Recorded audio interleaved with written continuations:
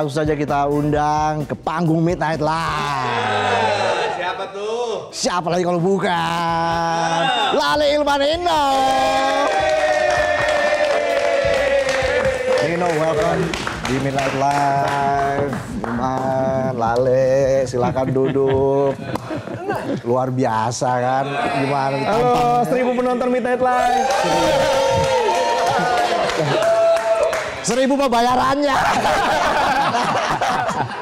Kita kasih tepuk tangan sekali lagi dong, yang semangat dong. Malam. Lale Ilman Nino, banyak yang bertanya-tanya, banyak yang bertingi-tingi. Sejak kapan kalian bertiga ini bergabung? Dari 2014. 11 tahun ya, kurang lebih berarti. 11 tahun? Iya, tapi kan kita kebanyakan bekerja di belakang layar gitu. Iya, iya. Tapi kan kamu dari O-nya biasa aja. Coba O-nya lebih kencang. Iya, gitu. Ini ada tombolnya. Ada tombolnya? Coba. Nih. Oh ada.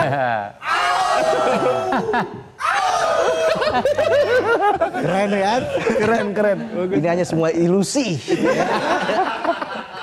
Iya, Nino dari Ran. Betul. Lalu juga Lale dan Ilman dari Malik. The Essentials. Ya. Masih bersama dengan bandnya masing-masing. Betul, masih. Tapi akhirnya kalian bersatu ini, apa yang mendorong kalian nih? Sebenarnya awalnya kita ketemu di ulang tahun salah satu pencipta lagu juga. Oke. Di 2014 itu salah satu idola kita, Yovie Widianto, ulang tahun yang kesekian. Terus beliau bikin acara lah di Bali, ngundang musisi-musisi gitu. Salah satunya Ran dan Malik. Jadi kita ketemu di sana, ngobrolin banyak hal lah. Karena emang sebenarnya undangannya itu bukan untuk kayak bener-bener manggung, tapi lebih kayak ya udah kita senang-senang aja merayakan ulang tahun beliau gitu. Jadi banyak waktu kosong buat ngobrol. Akhirnya kayak ada satu kesempatan ngobrol sama Lale sama Ilman waktu itu kayak gue tuh sebenarnya pengen deh bikin lagu juga untuk orang-orang lain selain band sendiri gitu.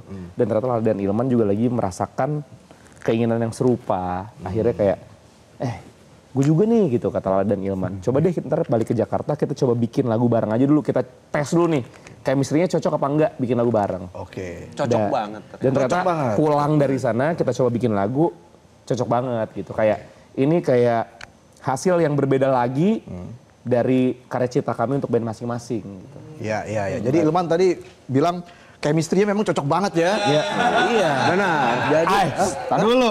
Awalnya sih nggak ada chemistry. Awalnya nggak ada. Awalnya nggak ada. Ini pure karena kecintaan kami terhadap musik. Nah. Itu baru. Sorry, kurang semangat tombolnya dong. Iya. Ada aja buat ngulur-ngulur durasi. Ilman gimana awalnya tertarik, akhirnya oke, gua akan bergabung dengan Nino dan juga Lale. Kalau gue sama Lale udah pasti bergabung ya. Oh, udah pasti kan satu band. Satu band. Jadi gue berdua, awalnya gue sama Lale tuh doyan bikin lagu juga nih. Kayak Ini sebelum kita ngobrol sebelum ya? kita ngobrol nih, bikin-bikin lagu lah iseng-iseng gitu. Karena kan kalau waktu lo bikin lagu buat Malik, ya udah lo bareng-bareng sama anak-anak Malik. Ada koridornya gitu. Ada koridornya, oke. Terus gue berdua suka bikin yuk, iseng yuk. Nah udah nih, oh jadi nih lagu nih, bisa ya bikin lagu nih. Terus pas ketemu Nino kok makin lengkap. Karena Nino ini adalah salah satu orang yang paling jago untuk berkata-kata dalam lirik.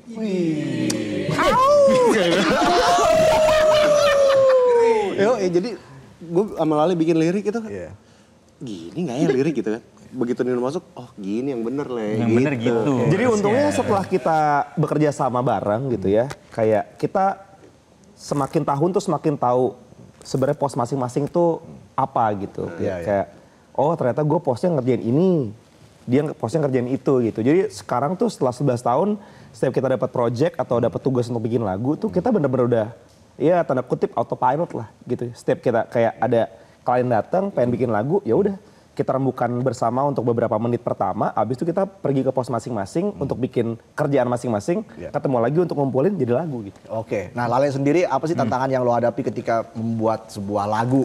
Apalagi sekarang kan persaingan makin ketat, makin kompetitif. Persaingan makin ketat. Iya. Udah kayak main bola nih. Udah kayak job fair. Tahu nggak? Tantangan terbesar dia apa? Apa? Ngomong di acara-acara kayak gini. Dia ngomong, beneran. Iya. Coba. Sukanya nulis lagu aja ya. Bukan, ini susah nih gue nih kalau ngomong nih. Bukan bagian gue soalnya. Kalau ngomong tuh bagian dia soalnya. Tapi nggak apa-apa, di malam ini dia bisa. Iya. Oke, oke. Diulang pertanyaannya. Mending gue pencet tombol. Luar biasa Midnight Live itu ya, acara jam segini tapi bisa ngumpulin penonton sebanyak ini. Ini ada 2.000 orang nih, 2.000 orang. 2.000 orang. Dari mana sih agensinya? Ini yang shift malam biasa. Lagi bingung kan, mau izin apa sama istri. Ah, gue nongkrong dulu di kantor. Abis itu nggak tahu ya? Itu. Gimana Le tadi Le? Oh, sorry, pertanyaannya boleh diulang dulu. Apa yang tantangan saat ini yang lo hadapi ketika membuat sebuah lagu?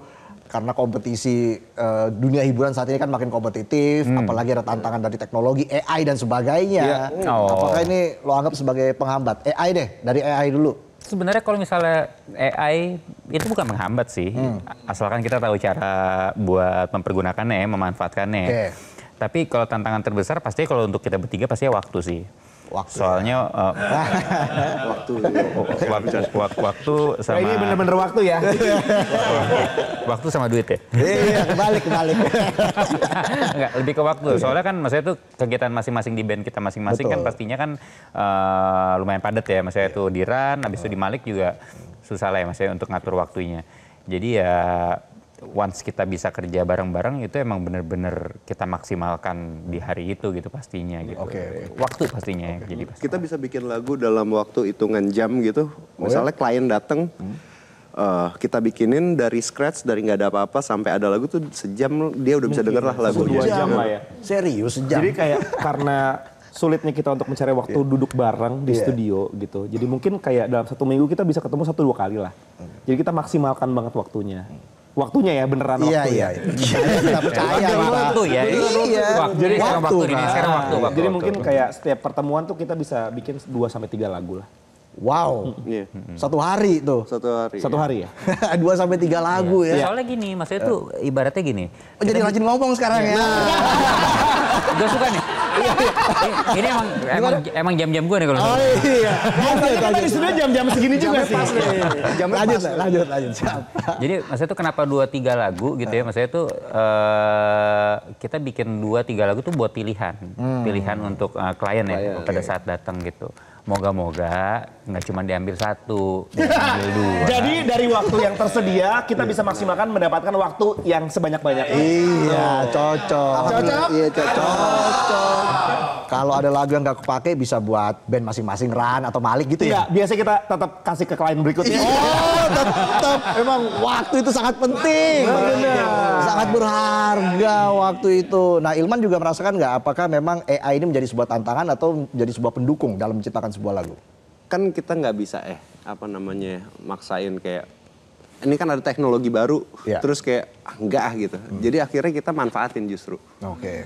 Jadi kan kita banyak klien itu misalnya artis yang waktunya nggak cocok nih untuk ketemu workshop, tapi ada deadline gitu. Kita mesti ngerjain kan tetap.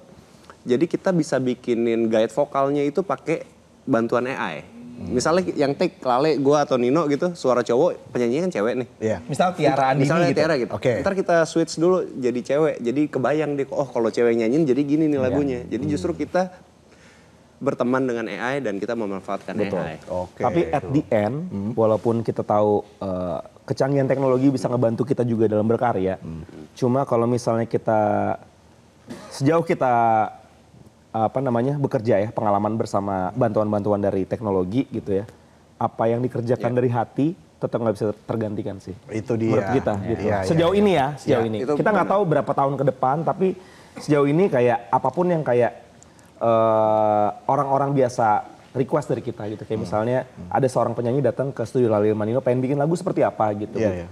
Kita di awal juga pasti akan ngajak mereka duduk ngobrol dulu, mendengarkan kemauan dia gitu. Sebenarnya kan secara nggak langsung itu sama kayak orang ngisi prompt di AI platform gitu ya.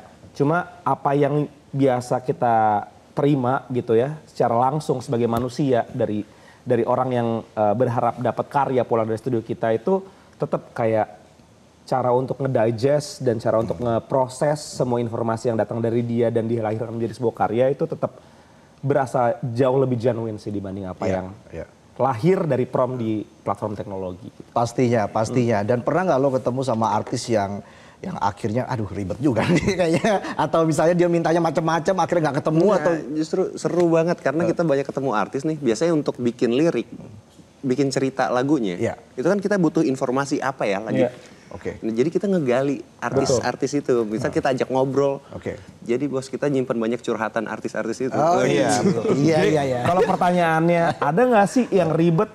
Tentunya ada. Cuma maksudnya kayak semua keribetan yang datang di studio hari itu malah menjadi challenge yang jauh lebih mengasihkan lagi buat kita. Semakin kayak kita dapat keribetan, buat kami bertiga itu akan menjadi tantangan yang asik banget buat dikerjakan gitu. Karena kalau misalnya kayak nggak ada keribetannya ya kita akan bikin lagu aja gitu. Iya. Dan tentunya salah satu lagu mungkin yang kita kenal dari Lale Ilmanino ini adalah lagu untuk film animasi Jumbo berjudul Selalu Ada di Nadimu. Iya. Gitu. Itu memang terlihat sekali dari hati. Ya, itu luar biasa ya. Proses kreatifnya saat itu bagaimana, No? Proses kreatifnya jadi waktu itu Anggia Karisma dari Visinema dan juga Rian Ardiandi sebagai direkturnya. Kebetulan adalah dua teman saya gitu. Dulu pernah ada di satu tempat yang sama. Kalau Rian itu satu sekolah, dulu adik kelas. Anggia Karisma itu dulu teman satu radio. Dulu pernah jadi salah seorang penyiar di sebuah radio lah ya. Ketemu ngobrol, mereka punya sebuah cerita untuk dijadikan film animasi judulnya Jumbo. Waktu itu kayak ngasih tahu di awal kayak ini adalah sebuah cerita film yang akan butuh sebuah lagu di mana lagu tuh nggak hanya sekedar jadi bumbu aja dia bilang. Lagu ini akan jadi salah satu pilar penting dalam filmnya gitu. Oh ya gue tanya lagunya tentang apa gitu. Lagunya tentang anak yang kehilangan orang tuanya. Nah by the time mereka cerita itu sebenarnya pas banget secara timeline gue juga baru aja kehilangan bokap. Nah, jadi makasih ya efek-efek penontonnya. Terus habis itu ngobrol, gue bawa pulang. Ya udah oke, gimana Man, kita mau ngerjain nggak? Oke, gas gitu. Biasanya Lale Ilmanino itu bikin lagu itu selalu dari musik dulu. Kayak kita jamming, cari notasinya dulu baru kita isi lirik. Cuma untuk film Jumbo ini adalah kali pertama kita mencoba direction yang berbeda gitu. Coba deh, karena ini story based banget, kita coba bikin dari liriknya dulu gitu. Akhirnya gue coba tuangkan aja gitu ya, apa yang menjadi point of view gue terhadap cerita Jumbo yang diceritakan sama Anggia dan juga Rian gitu. Kalau misalnya dari orang tua ke anak, jelas gue punya banyak background karena gue baru aja kehilangan bokap gitu. Cuma pada saat itu gue juga butuh banget cerita dari POV orang tua ke anak. Nah kebetulan di kita bertiga pada saat itu yang punya anak adalah Ilman. Jadi gue tanya sama Ilman itu gimana lo ngelihat anak lo gitu. Ya udah, abis ngobrol sebentar kita langsung tuangin ke lirik. Udah jadi liriknya, Lale sama Ilman akhirnya bikin notasi dan musiknya, jadilah lagunya. Itu yang tidak bisa digantikan oleh teknologi. Dan akhirnya setelah... Lo dari tadi nungguin gue ngomong selesai cuma buat ngomong itu doang kan? Itu dia yang gak bisa diganti sama teknologi gitu kan. Soalnya ini durasinya memang sangat ketat ya. Tapi kita maksimalkan. Ya, betul, tapi itu bener banget, tepuk tangan dulu. Bagus banget. Kita langsung ke pokok pembahasan. Apa itu? Intinya nih. Setelah 11 tahun berkarya, Lale Ilmanino rencananya akan menggelar konser bertajuk Lale Ilmanino and Friends pada tanggal 30 Oktober 2025. Saya ke Ilman deh ya. Gimana, deg-degan nggak? Nervous? Oh nervous. Karena kan Lale Ilmanino nggak pernah manggung. Emang kita nggak mau manggung. Kita sama band masing-masing adalah performer kan. Tapi di Lale Ilmanino ini kita mundur ke balik layar. Kita hanya menciptakan lagu, kita hanya menjadi produser. By order ya? By order lagi gitu kan. Nah di sini kita ada tantangan baru untuk konser. Apa tuh? Ya menegangkan karena kita mesti ikutan tampil juga di situ bareng kolaborator ini. Terus kita mesti menyuguhkan lagu-lagu yang sudah kita ciptakan selama 11 tahun ini. Tegang, ya lumayan tegang sih. Lale kayak santai aja Lale ya. Sekarang. Ini jam berapa nih Jar? Iya, jam lagi. Dibilang santai sih enggak sih. Maksudnya tuh pastinya karena kan timeline-nya kan udah makin deket ya. Jadi banyak yang harus disiapin dan emang deadline-nya makin dekat. Habis itu juga pastinya ya kita bertiga harus mempelajari lagu kita masing-masing yang kita bikin, yang which is yang nggak pernah kita bawakan gitu ya. Dan ya itu kayak yang tadi Ilman bilang, kita harus bisa menyuguhkan yang terbaik pastinya untuk penonton, karena yang paling tricky lagi adalah dari pemilihan song list. Oke. Karena dari 170-an lagu yang kita udah bikin, kita harus bisa mengkurasi jadi mungkin sekitar 30 lagu aja. lagu gitu. Maksudnya itu kan lumayan susah juga gitu, maksudnya untuk ininya ya, untuk menaruhnya kayak gimana gitu nyusunnya. Pastinya. Di situ sih.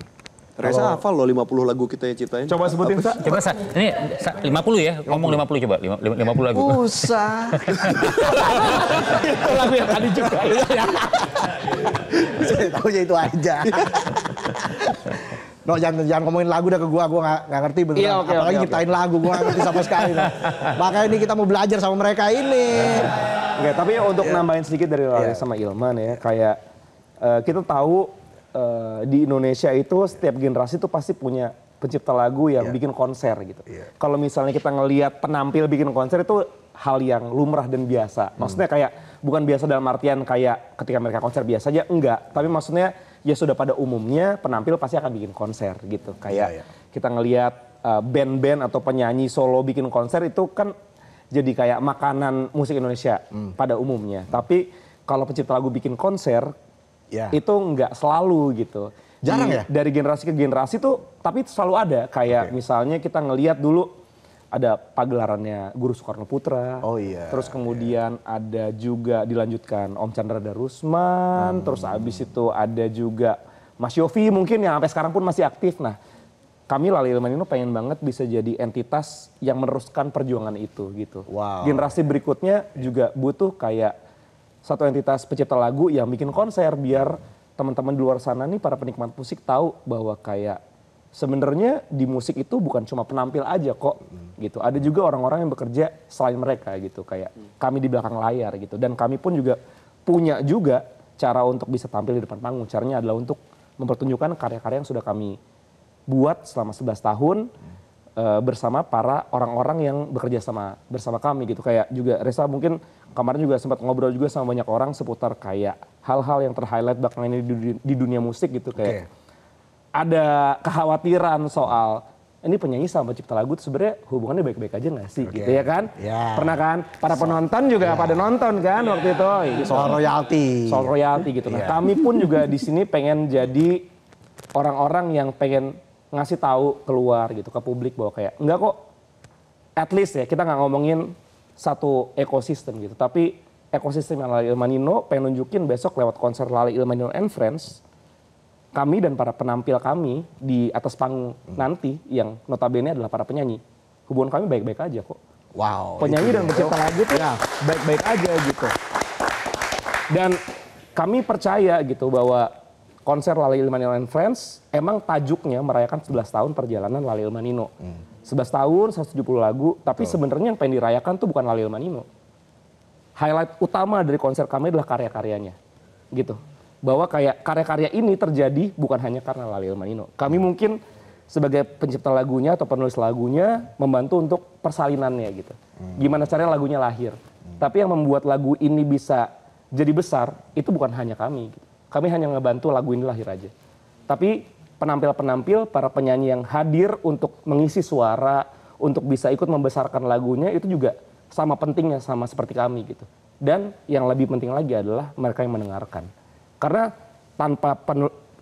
walaupun udah ditulis lagunya, udah dibawakan sama para penyanyi, kalau para penikmat musik yang nggak merayakan, nggak menerima dengan hangat, nggak ikut merayakan lagu itu jadi besar, lagunya nggak akan jadi apa-apa. Jadi konser Lali Ilmanino and Friends 11 tahun berkarya kami ini adalah soal cerita kami, Lali Ilmanino, para kolaborator, para penampil yang ikut bernyanyi di lagu kami, dan para pendengar musik tumbuh bersama. Oke. Wow. Bagus. Semoga sukses Lali Ilmanino and Friends 30 Oktober 2025. Amin. Thank you. Karena ini gak cuma sebuah konser kolaborasi, tapi semoga menjadi momentum kebangkitan musik Indonesia yang lebih baik lagi ke depan. Kami harap apa yang kami lakukan di tanggal 30 Oktober nanti bisa menjadi pertanda baik bahwa sebenarnya musik Indonesia bisa sehat. Itu dia. Bila kita juga yakin bahwa kita ingin musik Indonesia sehat. Oke. Kita berikan tepuk tangan sekali lagi untuk Lail Manino. Sehat selalu semuanya. Dan kita pasti akan berjumpa lagi di lain kesempatan. Pasti dong. Hidup musik Indonesia. Tombol lagi dong. Kita jeda dulu, kami akan kembali saat lagi. Tetaplah di Midnight Live. Jelajahi cara baru mendapatkan informasi. Download Metro TV Extend sekarang.